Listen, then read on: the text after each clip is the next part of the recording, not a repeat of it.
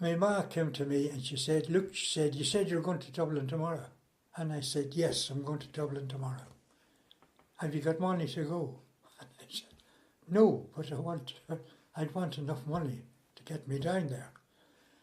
And I said, I'd like to get Eamon, my uncle Eamon, to meet us at the station, the two of us. And she said, well, I've already arranged that he'll meet the train well, we did what we said we would do, and we got into the train. We went to Belfast. We got enough money from our various uncles and aunts and parents, and down we went. And we got out of the train, and who was down at the exit from the rail station? There was my uncle Eamon, and over we went. And I remember him saying to both of us, what are you coming to Dublin for? And both of us said, we're going to join the army. Where are you going to join the army? In Dublin.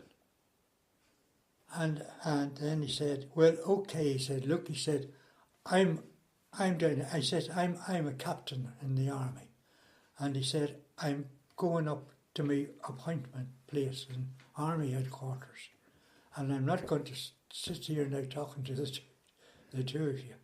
I said, but I'll tell you what I'll do. I'll bring you up to a barracks.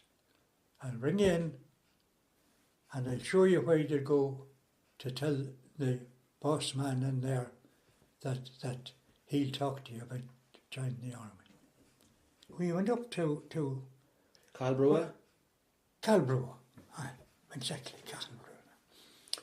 And he drove us up there, drove us in through the gate.